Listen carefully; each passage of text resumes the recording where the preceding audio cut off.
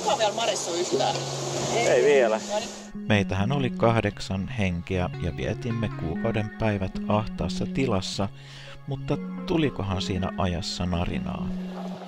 Moottori sammutettu, kahvit juotu ja purjeet nostettu ja delfiinit tuli tervehtimään.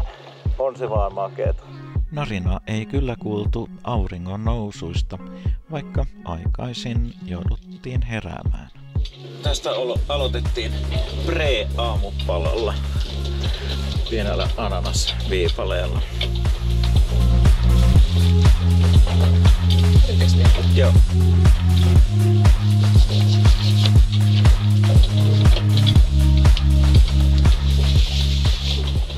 Siihen varmaan jää näitä. Me voidaan sen jälkikäteen. Miten tämä onnistuu kaataa tätä? Ainakaan se ei ole kuuma. Ei vittu. Voisi luulla, että kun törmättiin ahtaassa Pentrissä, siinä olisi tullut ärräpäitä, mutta ei. Eikä kukaan valittanut ruuasta, vaikka itse koin, että oli hankalaa, vaikeaa ja saada maistuvaa hyvää ruokaa ihan noin vaan tilauksesta koko porukalle. Sima on pakko saada. Pahoilta päästä munkien tekoon. Eikä sekään ollut yllätys, että auringon laskut veti sitloidan täyteen. Jos ryhdyt tämän kanavan tilaajaksi, se tarkoittaa sitä, että lisäät sen omaksi suosikiksi ja näet aina kun tulee uusia jaksoja. Minulle se tarkoittaa sitä, että kun saan tarpeeksi tilaajia, YouTube maksaa mainostuloja ja tulen lahjoittamaan niitä hyvän tekeväisyyteen.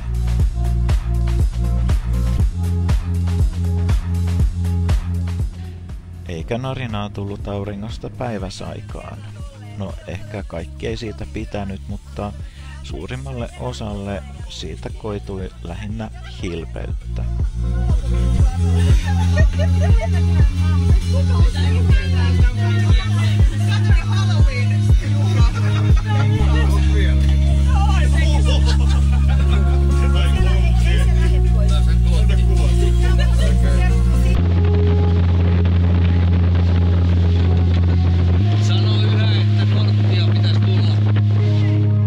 Tuulesta maristu ollenkaan, sehän oli vaan tervetullut vieras.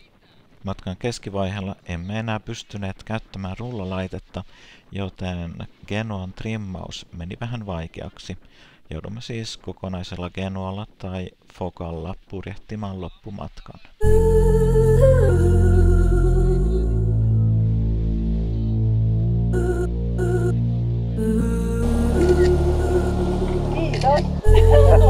Nyt tuli kyllä Pepsodenttia. Mitä hyviläinen. Me ollaan hymyilty ihan koko reissu. Kuka on vielä Marissu yhtään?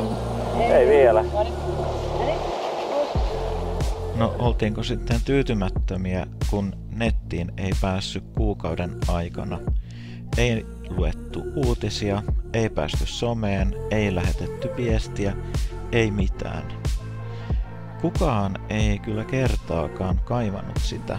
Kaikki muu oli ihan tarpeeksi viehättävää ja antoisaa. Joo, mulla on mikrofoni pois. Saa puhua.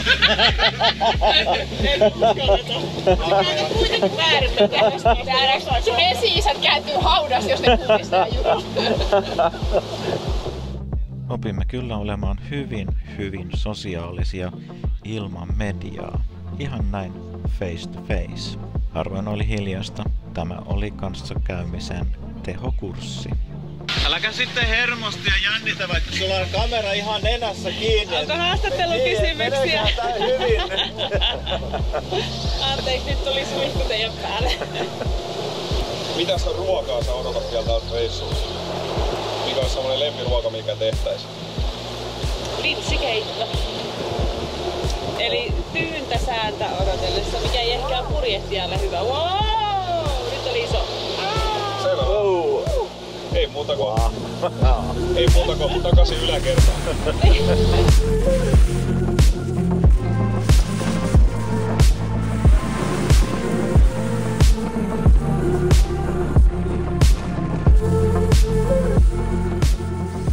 Öisinkään ei pysähdytty. Ainoa ero oli se, että öisin ei tehty ruokaa.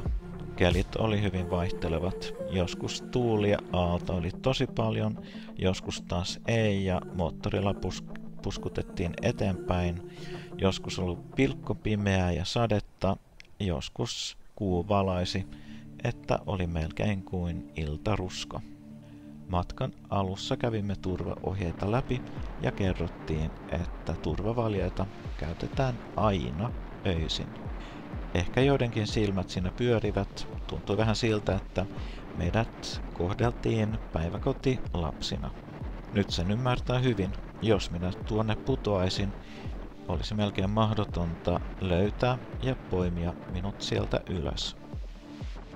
Olisin ehkä voinut narista siitä, että oli aika kylmä, tai vika oli minussa.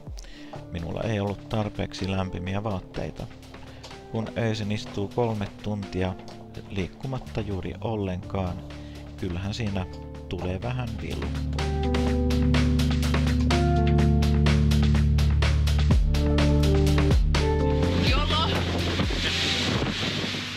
Narisiko joku siitä tiskaamisesta kylmässä vedessä, tai että se tiskiaine ei kunnolla irrottanut sitä rasvaa? No, taisin varmaan melkein jokainen kommentoida sitä vähän, mutta ei se nyt oikein tämmöistä kunnollista narinaa ollut.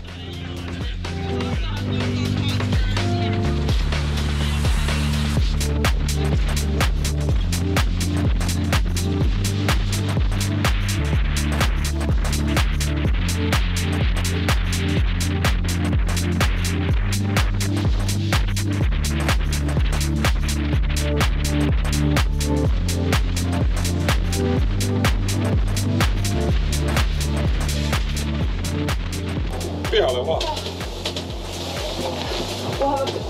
Siellä on mukava keli. Tää sisään vaikuttaa paljon hiljaisemmalta tuolla ulkona. Mä löydän sen kohdan. Maallikko kuvittelee helposti merellistä maisemaa yksitoikkoiseksi. Se on kuitenkin mahtava harhaluulo. Maisema muuttuu hetkittäin tunnista tuntiin, päivästä päivään. Meri elää koko ajan. Tämän jokainen voi allekirjoittaa. Kukaan ei kertaakaan valitellut siitä, että olisi ollut yksitoikkoista istua siinä sitloodassa ja katsella ympäriinsä. Ympäristö muuttui kuin kameleontti, ihan kuin sillä olisi ollut monta eri identiteettiä ja henkilöllisyyttä. Joskus sytytämme valonheittimen ja etsimme sillä suuria kaloja. Makrillit ja dorode-kalat, eli mahimahit, hyppivät ja leikkivät veneen ympärillä.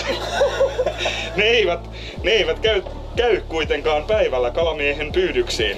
Ei jumala! Olemme nimittäin kokeilleet kalastamista. Silloin kun vene kulkee hitaasti. Narina kalasta tai sen puuttumisesta tuli päivittäin. Sitä yritin pyydystää, mutta ei hän koukkuun tarttunut yhtään mitään. Ja nyt hän selkisi, että miksi. Mutta siitä kalastamisesta ja mahimahista myöhäisemmässä jaksossa.